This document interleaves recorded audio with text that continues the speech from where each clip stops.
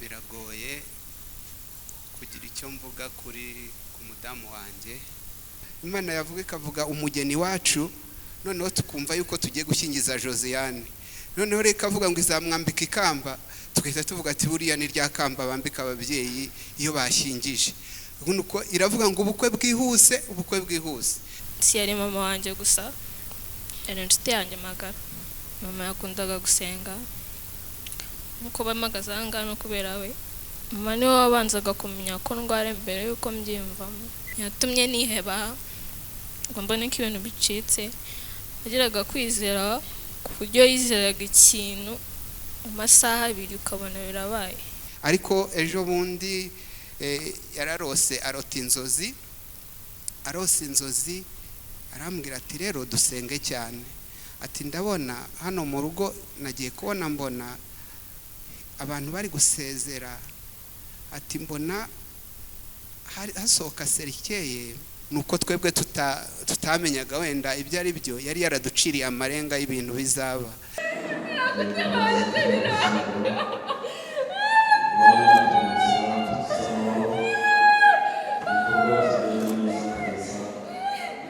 Njye mfura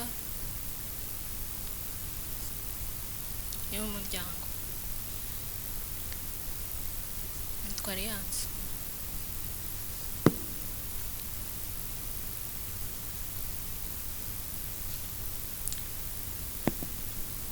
Icyo navuga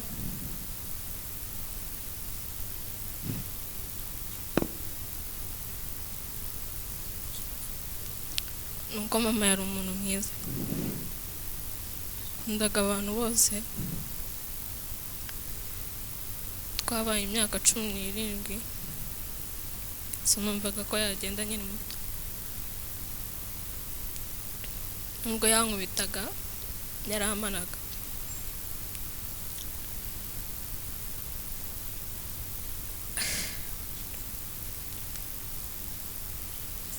Nta kibi yigeze ankorera. Si yari mama wanjye gusa, yari inshuti yanjye magara.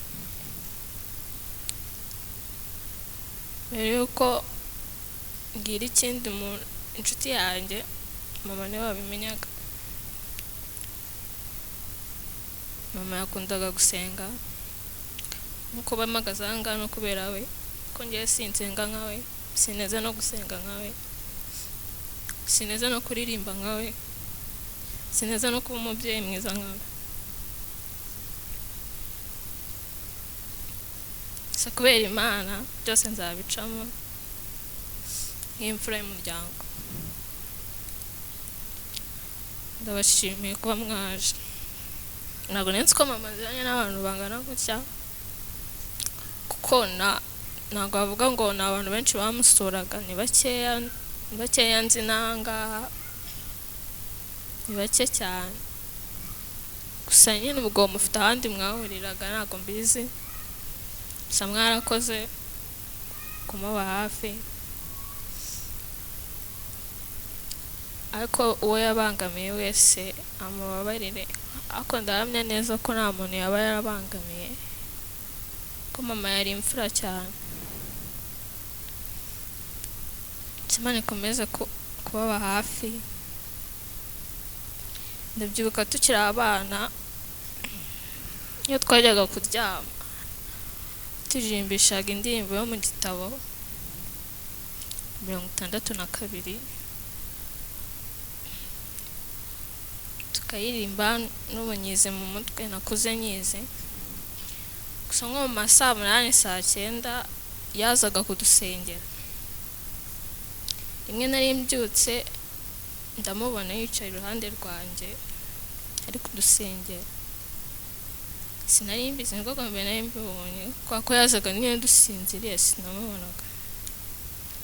Dusengera twese. Mama niwe wabanzaga kumenya ko ndwara mbere yuko mbyiyumvamo.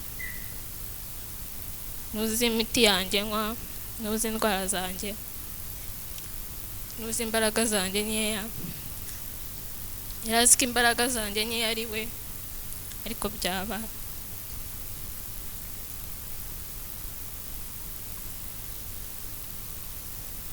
havuga ngo imfura na base, ariko njyewe imfura umukobwa yari na mama. Twabaye mu buzima bwiza cyangwa bubi, bwari buringaniye nyine, gusa yabaye umubyeyi mwiza, yatumye niheba ngo mbone ko ibintu bicitse. Agiraga kwizera ku buryo yizeraga ikintu mu masaha 2 ukabona birabaye, ko yarambwira ngo wowe uzajya kwiga hanze nusoza, kandi ndabizi neza uzaba umuntu ukomeye. None agiye atabibonye, icyo cyambabaje, ko ndabihamya neza kubera Imana nzabicamo. Mbwira ngo nimba wizeye kuzajya hanze, fata ivarizi yawe ugere ku irembo uri kuyikurura, wereke Imana ko wizeye ko byanyabyo. Mama yahoraga asenga, ahandi yahoraga asenga arira, sinzi impamvu, nimba ari amarira y'ibyishimo, nimba ari umubabaro simbizi, ko yahoraga asenga arira. Ko igihe najyaga ku cyumba nkamumva ari kurira, avuga buriya ari gusenga, kuko buri gihe nari nzi ko ari gusenga. Rimwe nibwo ninjiye ari gusenga, icyo gihe nigaga mu wa 3 segonderi. Igihe mu cya 3 nari natinze kujya ku ishuri kubera ibintu bimwe na bimwe. Arasenga, ntihaciye nk'isaha, ibyo nari nkeneye byose byarabaye, njya ku ishuri nk'abandi bana. Mama yari umuntu mwiza, ntacyo namushinja, sinamubwira ngo yaranyanze cyangwa ikindi yankoreye, byose yankoreye ndabishima, kandi ndakeka ko nzamutera ishema, ndakeka ko ari no kubyumva. Mwese mwarakoze, Imana ibahe umugisha. Mwiriwe, njyewe biragoye kugira icyo mvuga ku mudamu wanjye, kandi si uko nakakibura, ariko nuko numva nabura aho mpera. Wenda ku kintu cya mbere naheraho, nahera njyewe mu kubana, tutari twanabana, burya turi abakristu, ariko nakwifuza cyangwa se nanababwira yuko umuntu yajya asaba akamenya uko asaba, koko burya Imana irabyumva. Nkiri umusore najyaga mbona imiryango imwe n'imwe ukuntu ibanye, nkabona ngo harimo abamara ngo ibyumweru cyangwa se ukwezi ngo batonganye batavuga, ngo bakabasha kuba batabasha kuvugana, umwe ari ukwe n'undi ukwe. Bita nkuramo icyifuzo, ndavuga nti Imana uzamfashe, ninubaka urugo uzampa umudamu utarakara mu ubwo buryo, ku buryo yarakara ngo icyumweru gishire ikindi kize, kuko numvaga ntabishobora, kuko nanjye numva ntabikora. Ikindi najyaga mvuga nti kandi uzampa umudamu ukunda abantu, ku buryo hataza umushyitsi ngo akuraze ku ijoro avuga ati aba bantu simbashaka cyangwa se baza hano gute. Ibyo rero ntavuze byinshi yarabimpaye, atari uko nagiye kuvuga ngo yenda reka njye mu kuboko kw'iburyo nibwo nzamubona. Naje hano ndumva mu kuboko kw'iburyo najemo numva 2, uriya muyobozi w'abari abanyeshuri we twinjiriye rimwe, twakoreye ibizamini rimwe, siriyake ndumva sinzi niba yabyuka neza, ni muri 2001 hagati aho cya 2002. Ubwo nabayemo biza kugeraho nyine mu gihe umusore ashaka gushaka, ndazengurutse amaso nkibaza, nkumva umuntu nashaka nkamwibaza nkamubura, ariko ngasenga Imana nkavuga ni Imana uzampa umudamu ukwiriye. igihe cyarageze rero 2005 nibwo nashakanye na Jacqueline. Mu gushakana kwanjye nawe natangiye kubona ibyo bimenyetso by'ibyo nasengeye. Bimwe wenda sinanabivuga kuko n'umwanya ni muto. Nashakaga umuntu ukunda abantu tukibana, twebwe tutari twagira n'umwana. Mu rugo iwacu twari dufite abantu 8 baba mu rugo rwacu, ariko ntiyinube ngo ambwira ati abantu bavahe. Bamwe barabo abakomoka mu muryango wanjye, abandi barabo inshuti zacu duhura, twahura n'umuntu akavuga ati simfite aho kuba, simfite aho kurara, mwamfashije yenda mukancumbikira. Mukuncumbikira twese ko ntacyo atwaye, ikumira aho ngaho, mana nibishaka ko naho ujya uzagende. Ubwo rero byabaye aho ngaho, tubana n'abo bantu bugeraho, bamwe bakagenda, harimo barumuna banjye bakagenda ntacyo dupfuye, batavuze ati umudamu bimeze bite, abakunda. Numva ko ari ikintu Imana yansubije hamwe n'ibyo ngibyo. Ubwo hakereka umwana umwe twasigaranye, hari umwana twafashe twabanye nawe kuva icyo gihe, twaramureze, n'uwo bari bari kumwe ajya kwitahira, uwo bita Josiane. Ubu nawe amaze kuba mukuru n'uyu nguyu. Ubwo rero mu kubana kwanjye nawe, muri ibyo na Mushumba yabivuzeho, ibyo by'urukundo byo kunezerwa, twari tubanye imyaka 19 ndibwira, ariko rwari rwa rugo tutari twatongana cyangwa se ngo tuvugane nabi. Natahaga naba nagiye mu miruho nkaza, abagabo murabizi wenda niba ntacyo mfite, niba niriwe nabi, niba nta kazi ntaki, ariko natakavuga ati se mugabo wanjye ko ndi butanezerewe bimeze biti. Akambwira ati ariko urabizi ko Imana ifite byose, ati Imana twizeye ni nyamaboko, ati ishobora kuduha ibintu byinshi kandi irabifite. Umva ndaruhutse, ati kirakamambi ruhuke, Imana ni byose, akanganiriza. Nuko twajyaga tugeraho muri ubwo buzima cyangwa se bwose twahura nabwo, mukagera akambwira ati ariko twicare tukaganira, akavuga ati ni icyumba ashaka ko tuganira, yuba wiriwe nanjye mba niriwe aha, ukambwira amakuru yaho wiriwe, niba hari ibyo wahuye nabyo ukambwira, ati nanjye nkakubwira uko abana biriwe, uko byagenze, ati nanjye mu kazi mba mfitemo hano, ati kandi ubwo wibwira ko nta kazi mba mfite, ati mba mfite akazi ubu ngubu, ati kenshi aha ngaha kandi wowe utabasha kubona. Nkavuga ni koko nibyo. Bikageraho mbega kuvuga iby'umudamu wanjye, ngewe ndumva byandenga, byaba byinshi kandi dufite n'izindi gahunda, ariko natangariye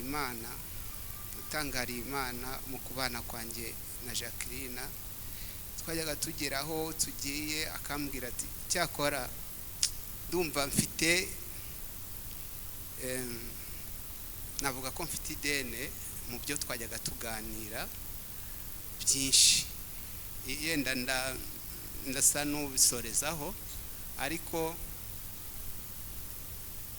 yagiraga urukundo, yabanaga n'abantu. Muri ibyo nari narasabye Imana yuko mu rukundo rwe yaba akunda abantu. Muri ibyo byose nari ntarabona mu baturanyi twagiye tubana dutura, ko kuva nkiza nabaye mu Gatenga kugeza ubu ngubu nimukaga inzu, ariko ntabwo nigeze mva muri quartier. Nasangaga aho yiriwe, najya guko nk'ubwo nsenga mbwira Imana ndi umusore, najya mvuga nti ntabwo nshaka wa mudamu uzagenda wagaruka ugasanga iriwe mu matiku barakubwira ngo runaka niwe wavuze ibindi we wavuze ibi, usanga abantu bari kurwana. Najyaga mbibona mu ngo nyinshi, ugasanga abantu babana mu bipangu, ugasanga umuriro uraka, ariko natahaga ngasanga umudamu wanjye niba ninjiye ntanakomanze, ngasanga yamaze gukora akazi ke, arangije afata igitabo cy'indirimbo, agafata Bibiliya, akajya ku buriri agasenga, akaririmba, ugasanga rimwe yanarize, nuko nkamwicara uruhande nkareba, yajya kubona akabona yenda muri ruhande, nuko akavuga ati ese wanyumvaga? Avuga nti nje none ntabwo nakumvaga. Yari afite ikayi yanditsemo, yari afite ibintu yanditse akiri umukobwa. Hari abantu benshi navuga ko nabo ari abavandimwe be ngiye kubera uko namusanganye nabo, harimo ba Mariya, harimo ba Nyesi, harimo mbega abo ngabo bose n'aba Godanse bakoraga ikintu cyo gusenga.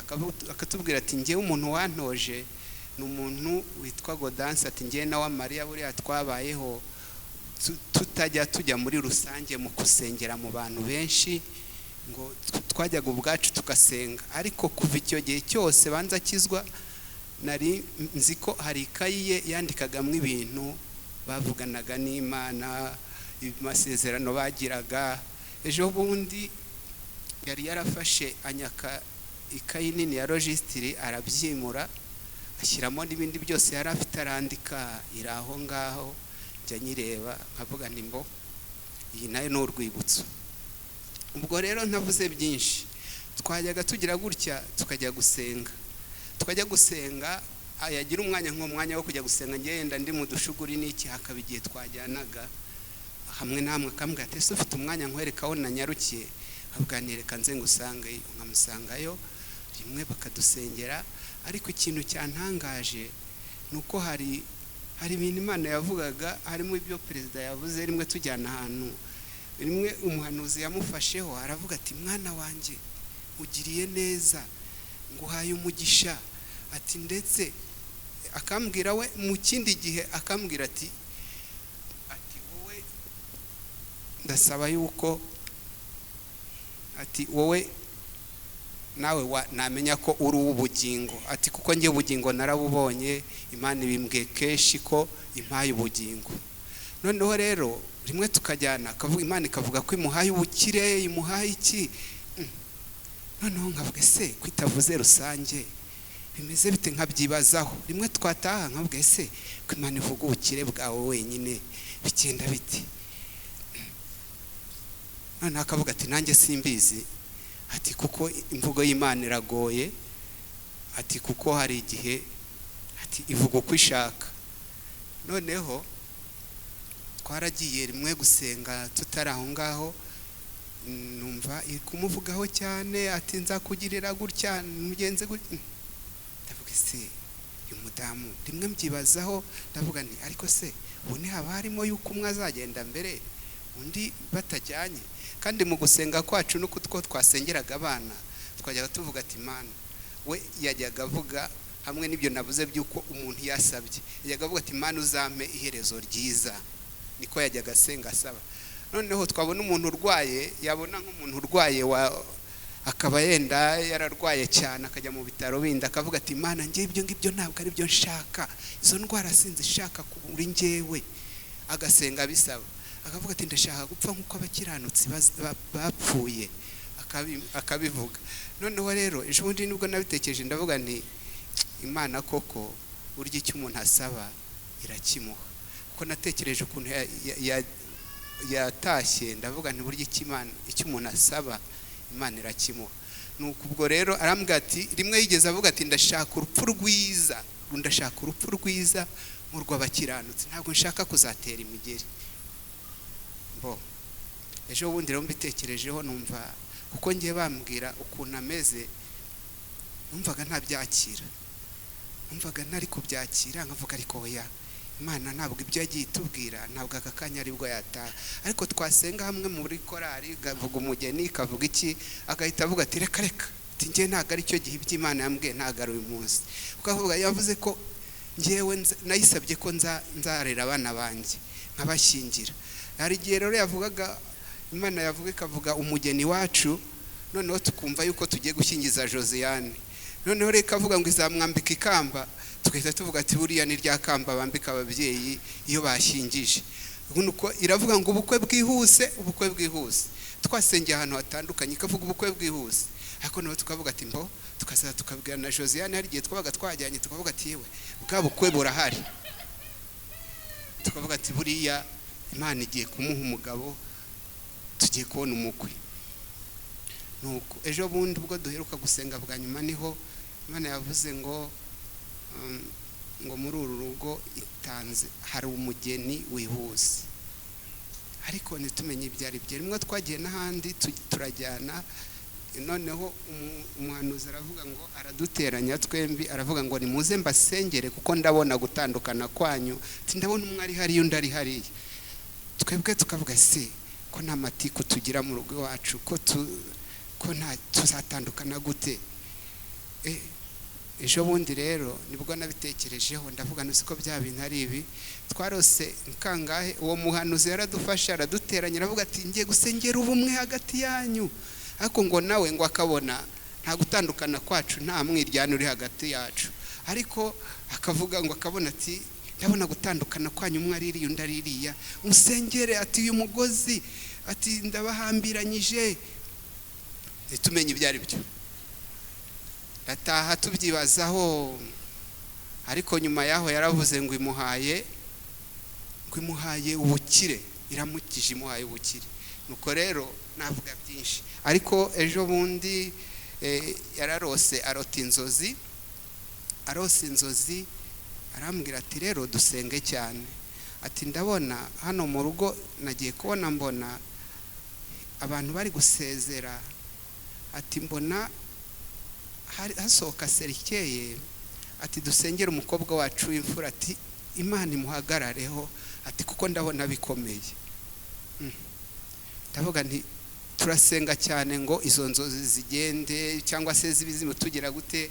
Nuko ibyo ngibyo tubona iminsi iricumyeho imikeya, ariko vuba nanjye ndota umuntu ari kumpa indabo, ari kumpereza indabo, ariko mbona mbere yo kuzishyiraho ni ngewe wazihaye, mbona twatabaye ahantu gutya, yenda sinzi n'ibinyamirambo uko ameze, yenda mugeze naza kuza kubabona, ariko mbona indabo bampereje, numva ndavuga ko ntajya ndota inzozi ngo nzibuke, ariko ndabona ibi bintu atari bizima.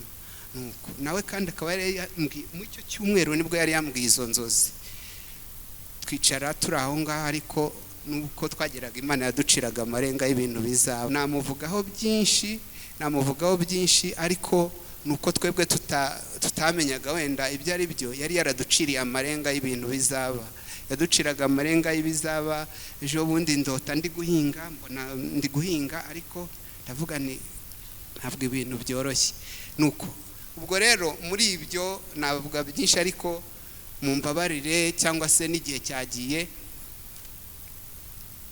yajyaga ambwira tukicara tugasengera abana bacu, akatuvuga ati aba bana bacu turashaka kwikuzaho za karande z'iyo dukomoka, abana bacu ntibazagerweho n'abatarasengaga n'abagiraga gute, ati ibyo ngibyo abana bacu bakazaba abana bifuzwa. Ati yego.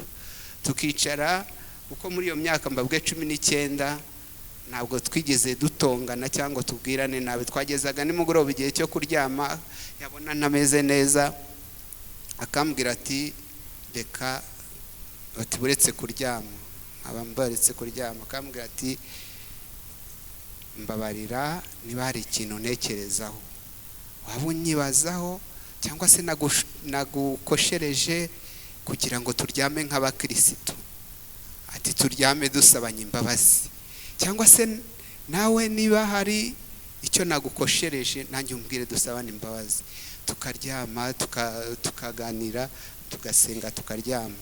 Ubwo rero ibyo nabyo byanyeretse ko nubwo mwamubonaga agenda buke, ariko yari umunyembaraga nk'uko babivuze.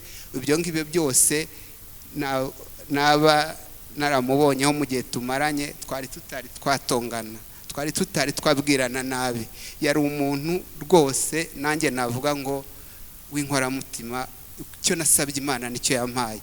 Yari yarambwiye ati Abanyagatenga, akambwira bamwe ati ba David twariganye, ati rwose niyo mbabona nka basaza banjye, ati ba Olivier mbabona nka basaza banjye, ati bariya bose ati mbabona ko ari umuryango wanjye. Ubwo rero ikindi gikomeye, korari ukuboko kw'iburyo niyo muryango, yambwiraga ati korari ni umuryango wanjye, ati niho wansanze, kandi n'ubundi uzambabarire ntuzambabaze ngo ngewe mve muri korari ukuboko kw'iburyo. Ati kandi ati nawe ndakwifuriza ko tutazareka umurimo. Ubwo rero umuryango wacu mugari ni korari ukuboko kw'iburyo, niho harimo abavandimwe, harimo ababyeyi, harimo ababyeyi badushingiye, harimo abo yarutaga, harimo abandi bose. Basabiye umugisha kubwo yuko twabanye neza kandi mwabanye nawe neza, kandi nanjye nabinjiyemo ndi umuvantara nkaza nkaba umuvandimwe. Basabiye umugisha cyane. Ubwo rero navuga byinshi, ariko reka nsorezaho mvuga ngo umuntu wese, yenda mu isi niko bigenda, umuntu wese waba afite ideni, kandi ikindi navuga njye nayimuziho nuko nta deni na rimwe yifuzaga ko ngira. Niyo nagiraga nk'ikintu umuntu akavuga ati cyangwa turaziranye baguha ikintu runaka, yavuga ati ayo madeni uzajya uca hehe, waretse ko Imana nibizi ko tuburare cyangwa se nibazi ko nta sukari, ariko ntujye kwirirwa ufata amadeni. Ibyo rero mbivugiye yuko mvuze nti umuntu yaba afite ideni cyangwa se ikintu baba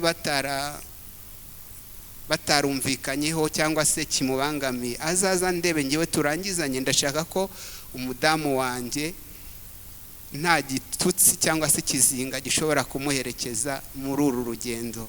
Ndashaka ko amadeni navugaga yansigiye n'abantu twari twarapanze tuzasura ku murongo. Ejo bundi ndumva twari twaratangiye hamwe ku cyumweru, twe tuvuye gusura abantu twasenganye bamaze imyaka ngira ngo banze 10 batabyara, babona abana, turabanza tujya kubasura. Arambwira ati rero duhereye aha, ariko abantu bose twabanye yari yarabambwiye, ndashaka rero kugira ngo iryo dene ngewe nzarivemo, ariko Imana ntibone ko yaba yarahize umuhigo atahiguye.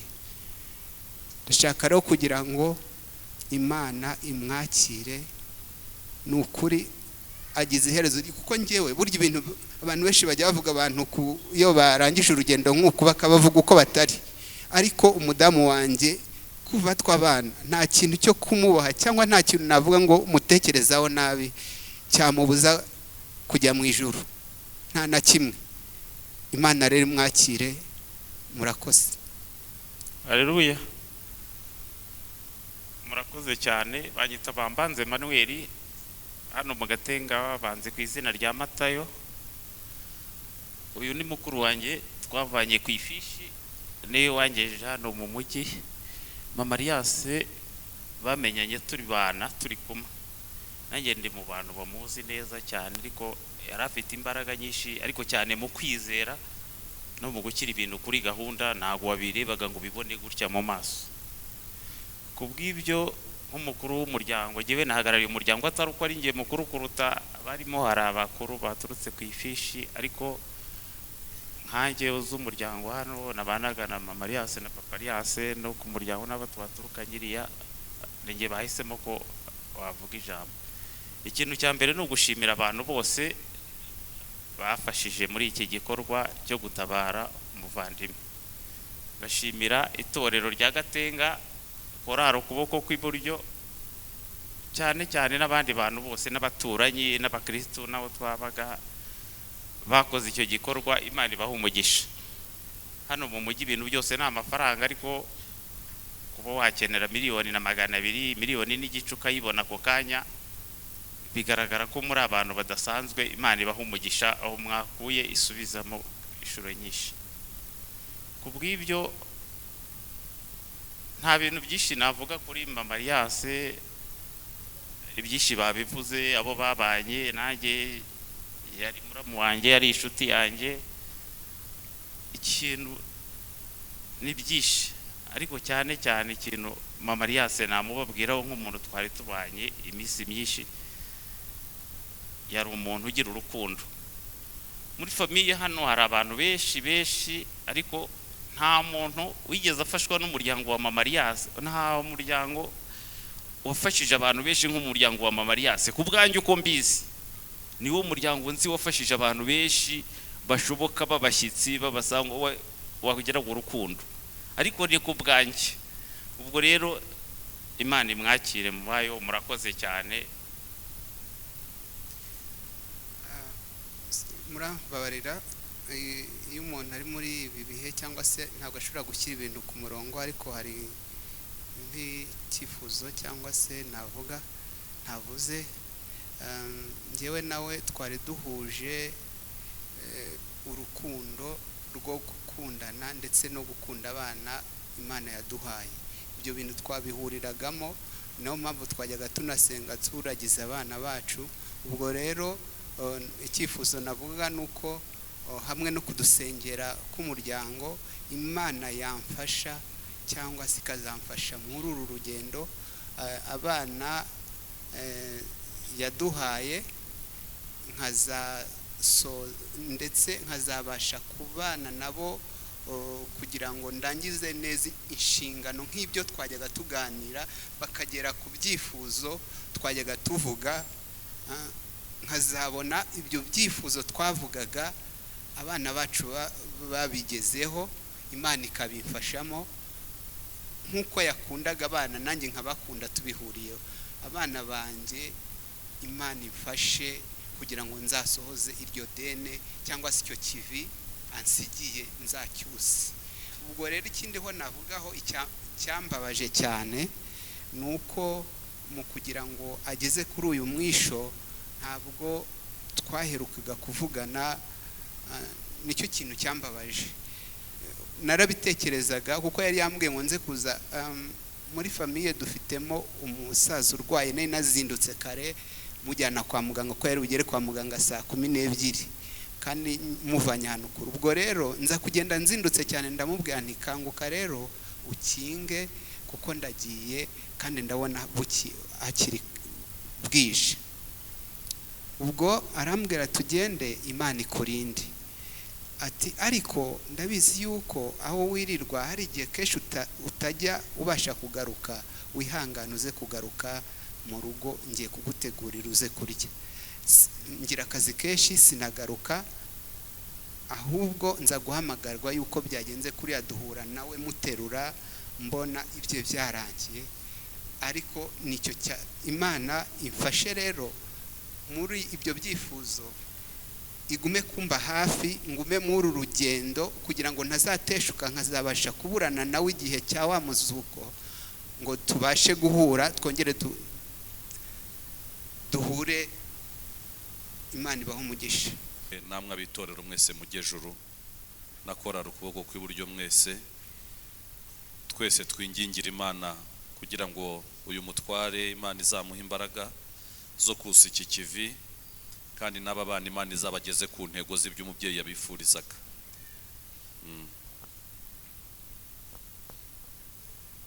Imana ihoraho mu izina ry'umukiza wacu Yesu, turagushimira kuko ibyo ukora byose nta kigutungura na kimwe.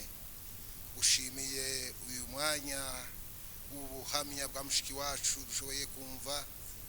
Turasabira uyu muryango asize, ube hafi yabo, ubarindisha imbaraga zawe zikomeye. Ukuboko kwawe kwiza kube kuri bo, kube ku mutware w'uyu mubyeyi udusize akabagiye. Ukuboko kwawe kube ku bana asize, ukuboko kwawe kwiza kw'imbabazi kubarinde, ubarindire mu mahoro yawe Kristo Yesu. Ubaha umutekano utangwa nawe, ubaha amahoro atangwa nawe. Tubifurije umugisha w'Imana kuba kuri bo, ubakomeze mwami. Ni wowe uhoza abantu amarira, ni wowe ufata abantu mu mugongo bashitse intege.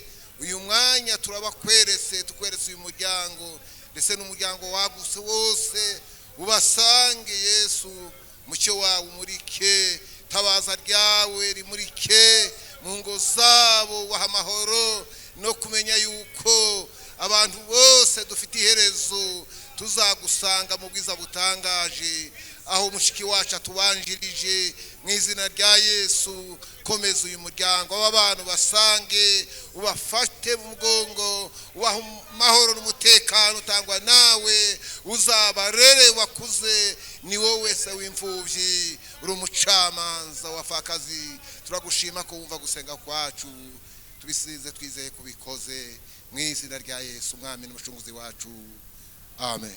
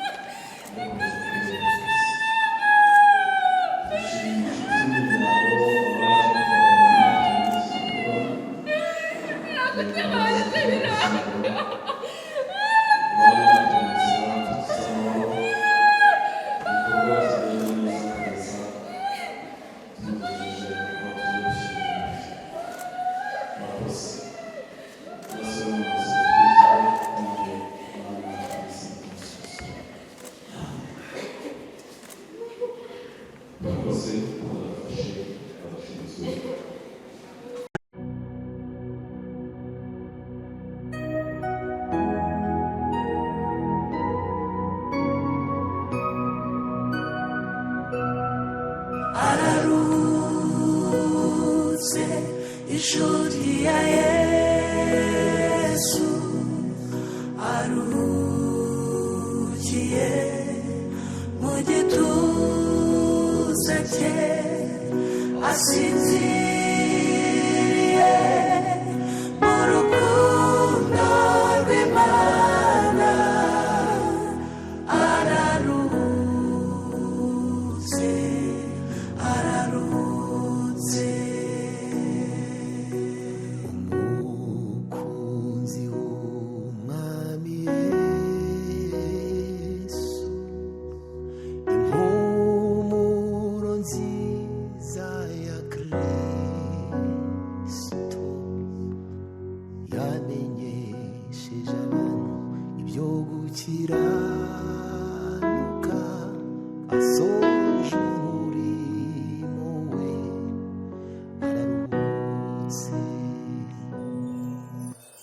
Amaso yacu yaramubonye,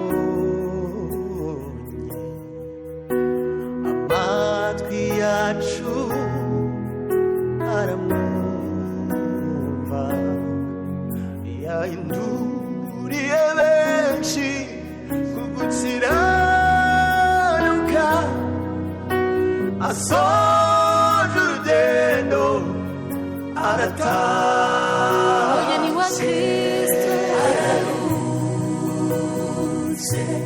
Ishuri ya Yesu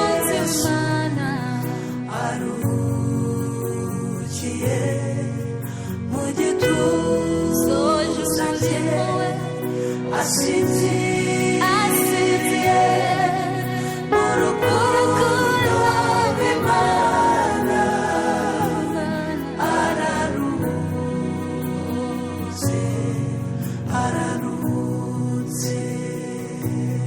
Ubuzima bwe n'ubutumwa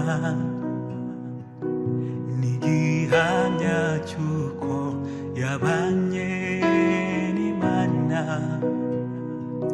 n'urwandiko rwiza yatwandikiye tuzahora dusoma, araruhutse. Ubuzima bwe n'ubutumwa n'igihamya cy'uko yabanye n'Imana, n'urwandiko rwiza yatwandikiye tuzahora dusoma, araruhutse. Soje imirimo ye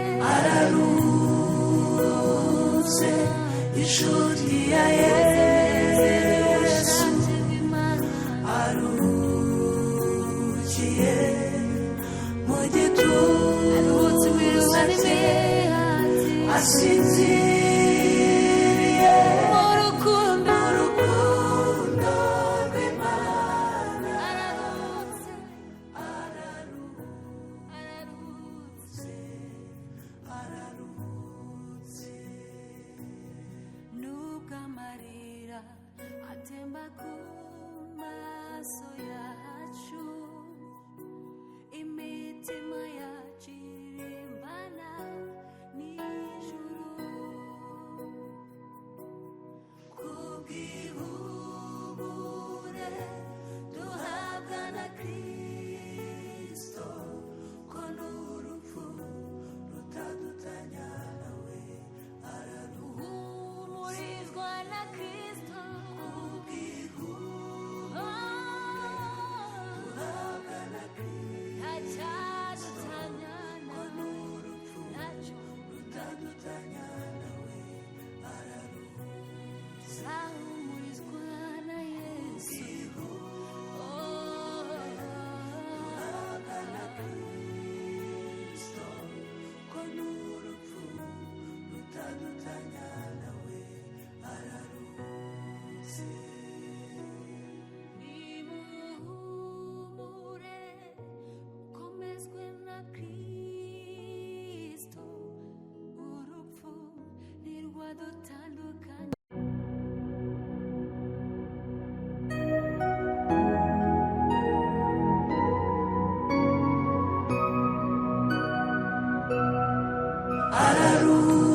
araruhutse inshuti ya Yesu aruhukiye mu gituza cye asinziriye mu rukundo rw'Imana araruhutse araruhutse umukunzi w'umwami Yesu impumuro nziza ya Kristo yamenyesheje abantu ibyo gukiranuka asoje umurimo we araruhutse amaso yacu yaramubonye amatwi yacu aramwumva yahinduriye benshi ku gukiranuka asoje urugendo arataha umugeni wa Kristo araruhutse inshuti ya Yesu aruhukiye mu gituza cye asinziriye mu rukundo rw'Imana araruhutse araruhutse ubuzima bwe n'ubutumwa n'igihamya cy'uko yabanye n'Imana n'urwandiko rwiza yatwandikiye tuzahora dusoma araruhutse ubuzima bwe n'ubutumwa n'igihamya cy'uko yabanye n'Imana n'urwandiko rwiza yatwandikiye tuzahora dusoma araruhutse soje imirimo ye araruhutse inshuti ya Yesu aruhukiye mu gituza cye asinziriye mu rukundo